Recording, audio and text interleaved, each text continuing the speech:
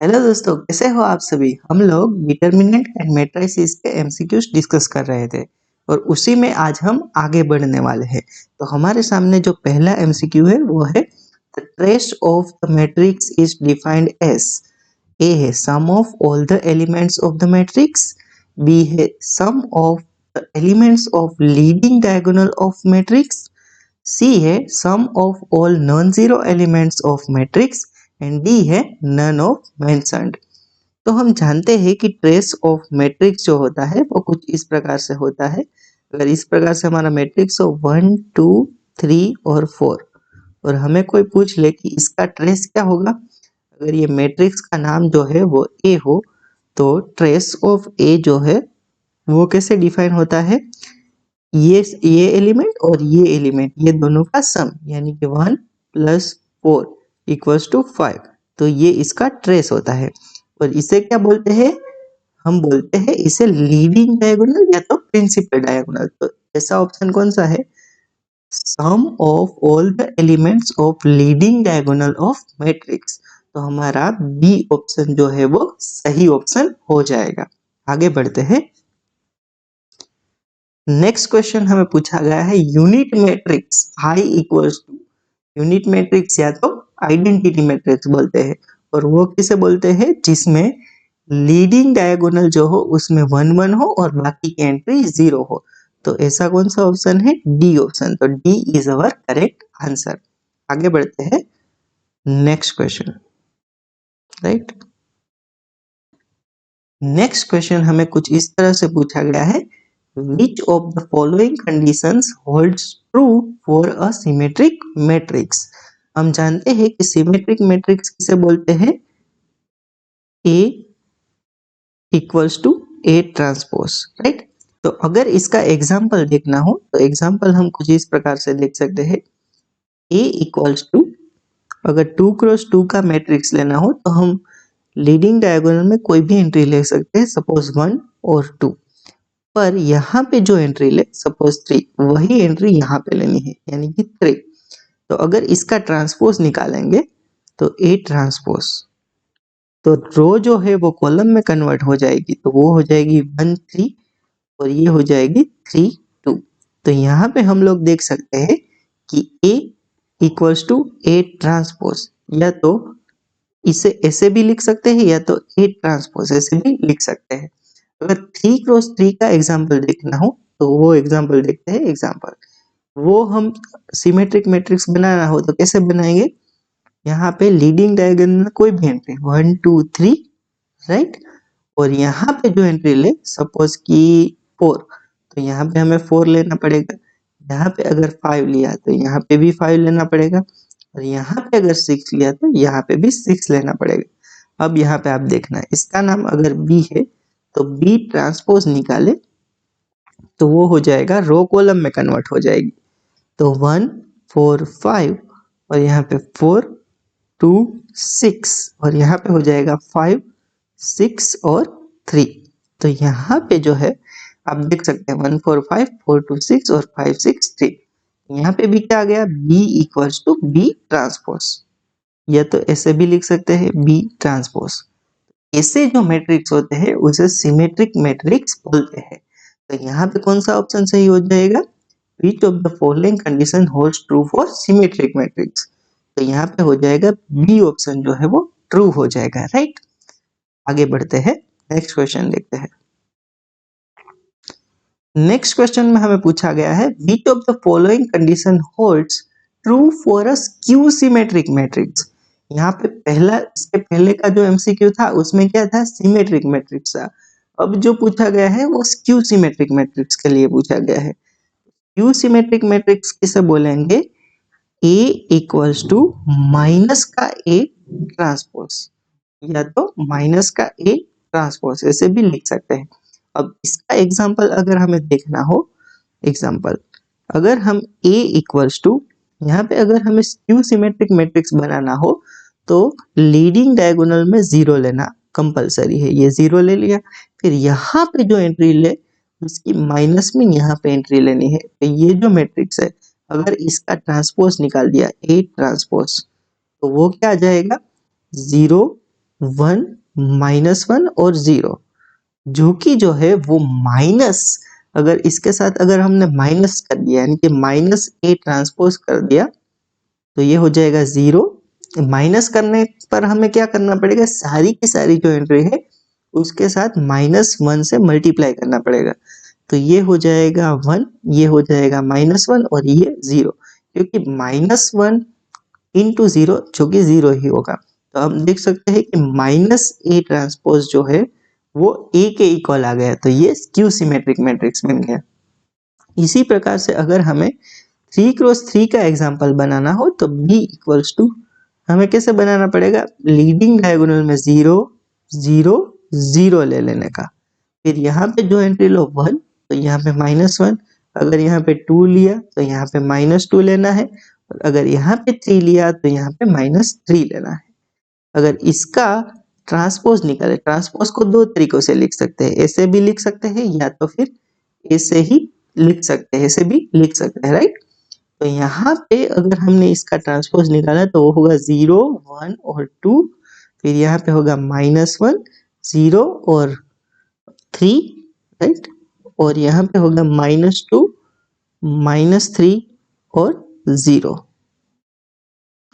तो अगर इसके साथ माइनस मल्टीप्लाई कर दिया माइनस बी ट्रांसपोज, तो माइनस सारी की सारी एंट्री के साथ होगा मल्टीप्लाई, तो ये हो जाएगा 0 1 2, यहाँ पे हो जाएगा -1 0 3, और यहाँ पे हो जाएगा -2 -3 और 0। अगर ये मैट्रिक्स देखे और बी मैट्रिक्स देखे, राइट, तो वो दोनों सेम आएंगे, 0 1 2 0 1 2 -1 0 3 -1 0 3 और -2 -3 0। तो ये जो है और ये और ये जो है यहाँ से ये दोनों मैट्रिक्स जो है वो सेम आ रहे हैं, इसलिए ये जो मैट्रिक्स है उसे क्या बोलेंगे, स्क्यू सिमेट्रिक मैट्रिक्स बोलेंगे। तो स्क्यू सिमेट्रिक मैट्रिक्स की जो कंडीशन है वो क्या निकल कर आई है, A equals to -A transpose, जो कि ऑप्शन नंबर ए में दी गई है। तो यहाँ पे हमारा ऑप्शन है ट्रू हो जाएगा। आगे बढ़ते हैं। नेक्स्ट क्वेश्चन हमें कुछ इस प्रकार से दी गई है, for matrix A if A into A transpose equals to identity, I is identity matrix and A is, यहाँ पे ये condition A into A transpose equals to identity ये ट्रू हो गई, A into A transpose equals to identity। तो ऐसा जो matrix अगर मिल जाए तो उसे हम ऑर्थोगोनल मैट्रिक्स बोलते हैं। कैसा मैट्रिक्स, ऑर्थोगोनल मैट्रिक्स। इसका अगर आपको एग्जाम्पल देखना हो तो एग्जाम्पल, अगर ए मैट्रिक्स जो हो वो हम ले ले 1 0 0 1, तो यहाँ पे A into A transpose, A into A transpose 1 0 0 1, और ए ट्रांसपोज भी यही आएगा 1 0 0 और 1। तो ये दोनों को मल्टीप्लाई करें तो आइडेंटिटी मैट्रिक्स अगेन आ जाएगा 1 0 0 1। तो ये मैट्रिक्स है वो ऑर्थोगोनल मैट्रिक्स है। अगर आपको दूसरा एग्जाम्पल देखना हो तो एग्जाम्पल बी मैट्रिक्स अगर आप ले लो -1 0 0 और -1, तो यहाँ पे B इंटू बी ट्रांसपोज निकाले तो वो हो जाएगा -1 0 0 और -1 इंटू क्या हो जाएगा -1 0 0 और -1। तो ये रो और ये कॉलम को अगर मल्टीप्लाई करें तो वो हो जाएगा 1, फिर ये रो और ये कॉलम को मल्टीप्लाई करने पर 0 मिलेगा, फिर ये रो और ये कॉलम मल्टीप्लाई करने पर अगेन 0 मिलेगा, और ये रो और ये कॉलम मल्टीप्लाई करने पर हमें 1 मिल जाएगा, जो कि आइडेंटिटी मैट्रिक्स हो जाएगा। तो B into B transpose identity आ गए, तो इस प्रकार से ये जो मैट्रिक्स है वो ऑर्थोगोनल मैट्रिक्स कहलाएगा, राइट। आगे बढ़ते हैं। नेक्स्ट क्वेश्चन हमें इस प्रकार से पूछा गया है, if determinant of a matrix A is 0 then A is singular matrix, B A is non-singular matrix, C can't say and D none of the mentioned। अगर किसी भी मैट्रिक्स का डिटर्मिनेंट 0 आ गया तो ऐसे मैट्रिक्स को हम सिंगुलर मैट्रिक्स बोलते हैं, यानी कि अगर determinant of A equals to 0 then हम ऐसे मैट्रिक्स को सिंगुलर मैट्रिक्स बोलते हैं। तो ए ऑप्शन हमारा ट्रू हो जाएगा। इसके अगर एग्जाम्पल देखने हो तो आप एग्जाम्पल यहाँ पे ए मैट्रिक्स जो है वो आप ले लो। सबसे पहला होगा 0 0 0 और 0। तो यहाँ पे जो डिटर्मिनेंट है, डिटर्मिनेंट ऑफ ए जो है वो क्या हो जाएगा 0 माइनस 0, तो ये हो जाएगा 0। अगर दूसरा एग्जाम्पल देखना हो बी, अगर आप यहाँ पे कोई एक रो जो है वो दूसरी रो के सिमिलर ले लो, तो ये जो है वो क्या आ जाएगा डिटर्मिनेंट ऑफ बी 1 माइनस 1 0, तो ये भी सिंगुलर आ गया। फिर अगर आपको और एग्जाम्पल देखना हो, एग्जाम्पल सी, अगर आपने कोई एक रो जो है 1 2, ये दूसरी रो जो है इसकी स्केलर मल्टीपल ले ली, यानी कि 2 और 4 ले ली, तो ये जो डिटर्मिनेंट ऑफ सी जो है वो क्या आ जाएगा 4 माइनस 4 0 आ गया। इसी प्रकार से अगर हमने किसी भी कॉलम को दूसरी कॉलम के स्केलर मल्टीपल में ले ली, ये 1 2 और यहाँ पे 2 और 4 ऐसा ले लिया, डिटर्मिनेंट ऑफ बी जो है वो क्या आ जाएगा 4 माइनस 4 जो कि 0 हो जाएगा। तो इस प्रकार से ये जो सारे के सारे एग्जाम्पल है वो सिंगुलर मैट्रिक्स के हैं। तो इस प्रकार से हम सिंगुलर मैट्रिक्स जनरेट कर सकते हैं और इस मैट्रिक्स को क्या बोलते हैं सिंगुलर मैट्रिक्स। आगे बढ़ते हैं। ओके, नेक्स्ट क्वेश्चन हमें कुछ इस प्रकार से पूछा गया है, let E be a nilpotent matrix of order n, then A है A power n equals to 0 and A equals to 0, A equals to n into identity and none of the mentioned. अब ये nilpotent matrix क्या होता है, अगर matrix की power करते जाए और कोई एक पावर 0 आ जाए तो उसे हम नीलपोटेंट बोलते हैं, और यहाँ पे ए ऑप्शन जो है वो सही हो जाएगा। अब आपको यह भी एक एग्जाम्पल से समझना है, तो हम कैसे समझ सकते हैं, अगर ए मैट्रिक्स ले लिया, सबसे पहला तो एग्जाम्पल 0 0 0 और 0, ये तो खुद में ही 0 है, यानी कि ए पावर 1 इक्वल्स टू 0, तो ये जो मैट्रिक्स है वो नीलपोटेंट ऑफ ऑर्डर 1 है। अगर इसी प्रकार से अगर हमने बी मैट्रिक्स कुछ इस प्रकार से ले लिया 0 1 0 और 0, तो ये बी 0 नहीं है। अगर बी का स्क्वायर निकालें, बी स्क्वायर, तो वो कैसे निकालेंगे 0 1 0 0 और यहाँ पे 0 1 0 और 0, तो यहाँ पे देखें ये रो और ये कॉलम मल्टीप्लाई करने पर हमें 0 आएगा, ये रो और ये कॉलम मल्टीप्लाई करेंगे तो 0, ये रो और ये कॉलम 0, ये रो और ये कॉलम करने पर भी 0, तो ये आ गए। तो बी स्क्वायर जो है वो कैसा मैट्रिक्स आ गया, 0 मैट्रिक्स आ गया। तो यहाँ पे ये बी मैट्रिक्स जो है वो क्या कहलाएगा, नीलपोटेंट मैट्रिक्स ऑफ ऑर्डर 2। तो इस प्रकार से हम नीलपोटेंट मैट्रिक्स को देख सकते हैं। आगे बढ़ते हैं। नेक्स्ट एग्जांपल हमें कुछ इस प्रकार से पूछा गया है, 2 5 माइनस 4 और 3 प्लस 2 माइनस 5 4 और 1 equals to blank 4i 5i 2i और 3i। तो हम यहाँ पे ये सोल्व करते हैं, तो ये हो जाएगा, सबसे पहले दिया है 2 5 माइनस 4 और 3 प्लस यहाँ पे और दिया गया है 2 माइनस 5 4 और 1। तो ये दोनों को अगर ऐड करना हो तो हमें एंट्री वाइज ऐड करना पड़ेगा, यानी कि 2 प्लस 2 राइट, यहाँ पे 5 प्लस माइनस 5, फिर यहाँ पे होगा माइनस 4 प्लस 4 और यहाँ पे हो जाएगा 3 प्लस 1। तो ये जो बन जाएगा वो हो जाएगा 4 0 0 और 4। यहाँ पे आप ऐसे लिख सकते हो 4 इंटू 1, फिर 0 इंटू 4 भी लिख सकते हैं, यहाँ पे 0 इंटू 4 भी लिख सकते हैं, और यहाँ पे जो है वो 4 इंटू 1 भी लिख सकते हैं। तो अब सारी की सारी एंट्री में 4 होने पर हम कॉमन ले सकते हैं, तो 4 कॉमन ले लिया, यहाँ पे 1 0 0 और 1 बच जाएगा, और इससे क्या बोलते हैं हम आइडेंटिटी मैट्रिक्स। तो ये 4 आइडेंटिटी हो जाएगा, तो 4 आइडेंटिटी हमारा सही आंसर हो जाएगा। तो ए इज करेक्ट आंसर। आगे बढ़ते हैं। नेक्स्ट क्वेश्चन हमें कुछ इस प्रकार से दिया गया है, A equals to 1 4 3 2 and B equals to 1 4 2 3, then find 2A minus 3B. 2A minus 3B find करना है। तो यहाँ पे देखते हैं 2 times A matrix. A matrix क्या है? 1 4 3 और 2 और माइनस 3 टाइम्स B। तो माइनस 3 टाइम्स B मैट्रिक्स क्या है? 1 4 2 और 3। तो 2 यहाँ पे मल्टीप्लाई करते हैं, देयरफॉर ये हो जाएगा 2 4 इंटू 2 8, फिर यहाँ पे 6 और 2 इंटू 2 4 हो जाएगा, राइट। बीच में प्लस करके -3 को अंदर मल्टीप्लाई कर देते हैं, राइट। -3 को अंदर मल्टीप्लाई कर दिया तो बीच में प्लस आ जाएगा, तो -3, फिर ये -12 हो जाएगा, माइनस का 6 यहाँ पे हो जाएगा और माइनस का 9 यहाँ पे हो जाएगा। अब दोनों को ऐड करना है तो हमें एंट्री वाइज ऐड करते जाना पड़ेगा।